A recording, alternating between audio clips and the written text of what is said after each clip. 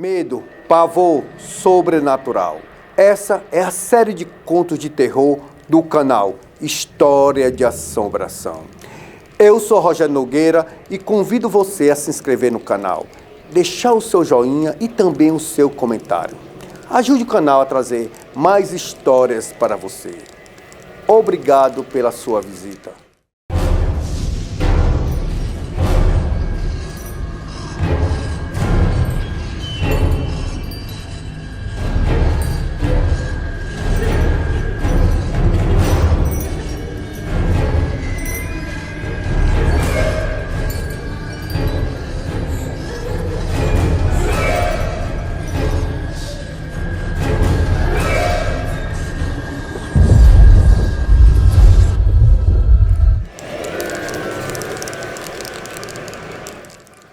Isso foi muito comum na década de 80, 90, ainda é muito utilizado hoje o jogo do copo. O que é o jogo do copo? Segundo algumas vezes você pega um bocado de criança, geralmente é muito comum em adolescente. Aí você pega um papel, uma cartolina, aí coloca os números de 0 a 9, letra A a Z, e coloca o copo no meio. E coloca as palavras, se não, talvez, e sair. Aí você reza um Pai Nosso, e aí diz assim, alguém está aí, é o espírito. Aí o copo vai se mover até o sim ou não, né? Aí naturalmente vai se mover ao sim, porque ele está. Aí você começa a fazer um bocado de pergunta. Aí vai pergunta, eu vou casar, sim ou não, eu vou ter filho, sim ou não. E são perguntas. Aí geralmente tem que se acender uma vela, geralmente num lugar bem discreto. Agora, muita criança não tem coragem de fazer isso. É igual a oração da Caba Preta, a oração do Soldado 33, só se tiver muita coragem, né? Porque é um jogo, mas um jogo que envolve muito espiritismo. E algumas pessoas dizem, por exemplo, nas histórias dizem, que quando a pessoa fez isso aí, fez de forma errada, o espírito se apoderou do corpo dela. É um espírito perigoso. E é um espírito muito sério, você não pode fazer brincadeira nesse momento, porque ele exige extrema seriedade. Seriedade, reflexão, oração e principalmente respeito. Ele vai dar uma mensagem e a mensagem toda é feita, o espírito ele vai movendo o copo. Quem está movendo o copo é o espírito, né? Isso é muito comum com adolescente e assim, uns com medo, eles vão com muito medo, né, e tal. Porque é uma história muito carregada de terror. Não, assim, não tem um horário não. Geralmente tem que ser feito num local onde tenha pouca gente, né? Escuro, se possível escuro, que é a história do misticismo, ele fala muito nessa história que tem que estar no escuro, né? Que você tem um momento de introspectivo, né? Muito silêncio, tem que ser um lugar de muito silêncio e tal, para evitar qualquer tipo de intromissão. Não, assim, eu particularmente não, mas muita gente diz que quando a pessoa faz e faz brincando, o espírito se revolta e às vezes a pessoa sofre algumas punições. Eu não acredito que o espírito seja punitivo, né? Mas as pessoas falam em punição feita pelo espírito. Existem os espíritos obsessores, né? Os espíritos raivosos, existem os espíritos aterrorizantes, né? Espíritos perturbadores, a pessoa que bota a mão na cabeça, grita. Por exemplo, eu tinha uma vizinha minha lá, que ela dizia que tinha uma cobra na cabeça e ela batia constantemente na cabeça dela. Na realidade, ela tinha um problema psiquiátrico, mas sempre os problemas psiquiátricos estão associados a um problema espiritual. Muita gente que tem problema psiquiátrico, a pessoa diz que é um espírito mau, é um espírito maligno. Tem muita gente que leva pessoas que têm problemas espirituais, leva para psicólogo, psiquiatra e não resolve. Porque a pessoa está achando que a pessoa está ficando doido. Quem conversa com o espírito, quem ouve vozes, etc.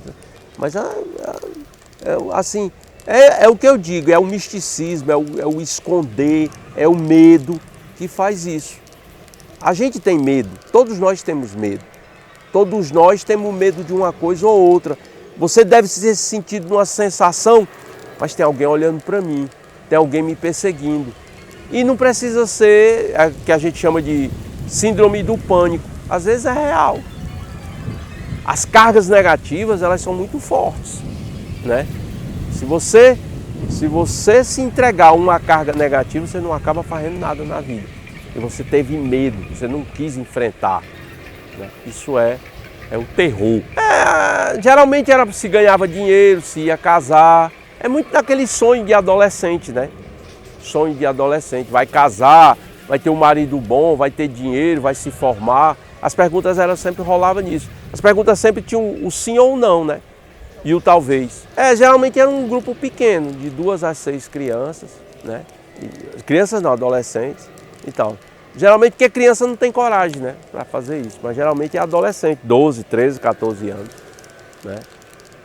E eu não sei se adulto faz isso hoje, até mesmo porque a idade adulta é uma idade que você fica muito dono da sua razão, né?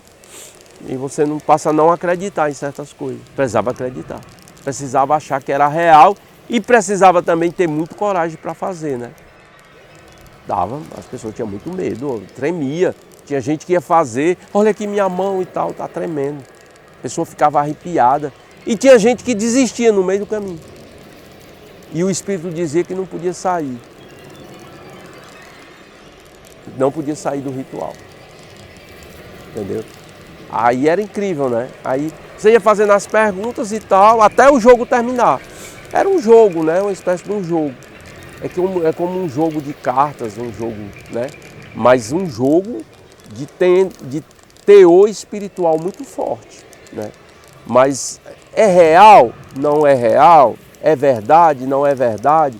Só o tempo poderá explicar. É que nem a vida após a morte. Você acredita? Você não acredita? Mas eu nunca morri para saber, entendeu? Então, eu acredito que a gente não pode ser tão cético para essas manifestações. Essas manifestações, elas ocorrem e tá no imaginário do povo e não devem ser desprezadas. Por isso que eu acho que é extremamente importante ressaltar isso, até como um buscado antropológico, sociológico, cultural, porque faz parte da história do povo. Porque a vela é a luz, né? O copo é porque ele se move, né?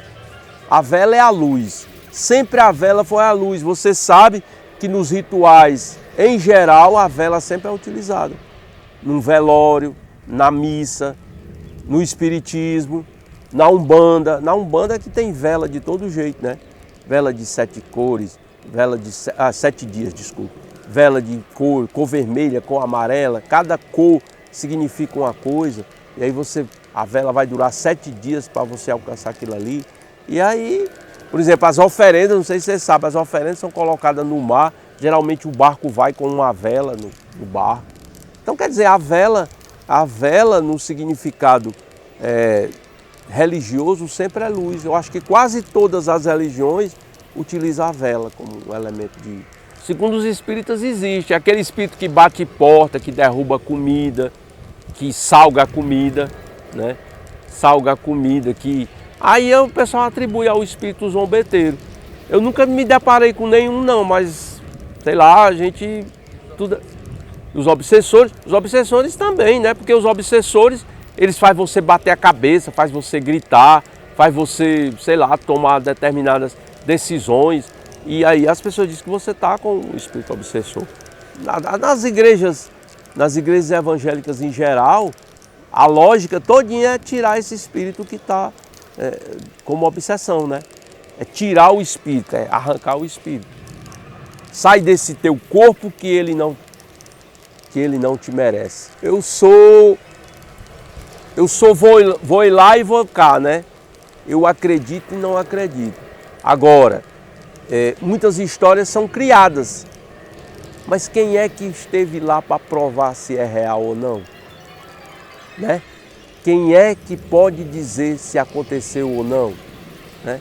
E aí, geralmente, uma história de assombração, ela faz parte do imaginário popular, e por fazer parte do imaginário popular, ela pode se tornar uma verdade ou não.